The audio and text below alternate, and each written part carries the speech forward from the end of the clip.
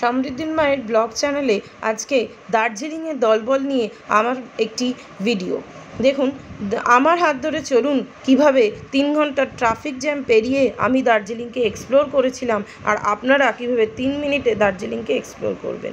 দুর্গমে চলেছে তুমি নিরস নিষ্ঠুর পথে, চিরপুরাতনে করে উজ্জ্বল নতুন চেতনা ভরে, বারে বারে তোমার রূপের অপরূপ রূপ প্রত্যক্ষ করতে নিত্যকালের মানবীরা এখানে আসে। কিন্তু এ কোন দার্জিলিং?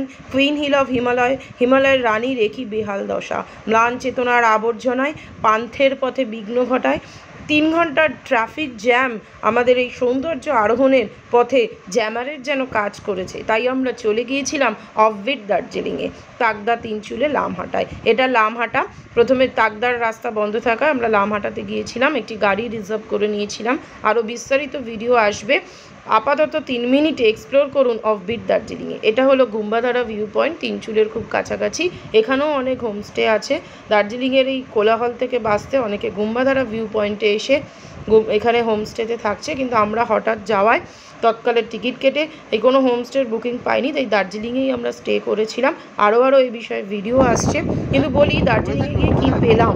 পাওয়ার চাওয়া কি এক বিন্দুতে মিলল? যা পেলাম এক ছোট করে বলি।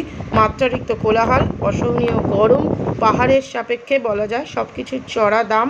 এটা হলো অর্কিড গার্ডেন, যেটা তাকদাতে অবস্থিত, কিন্তু এখানে আমরা অর্কিড গাছ কিছু দেখতে পারিনি।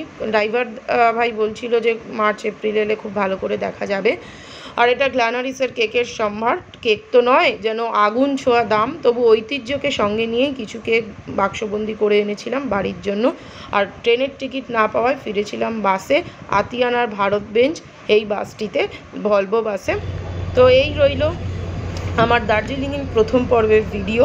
আরও ভিডিও আসছে। প্লিজ সাবস্ক্রাইব মাই চ্যানেল সমৃদ্ধির মায়ের ব্লগ। তো দার্জিলিংকে এইভাবে এক্সপ্লোর করব আমি নানান ভিডিওতে। পরবর্তীতে আরও অনেক ভিডিও আসছে। ধন্যবাদ।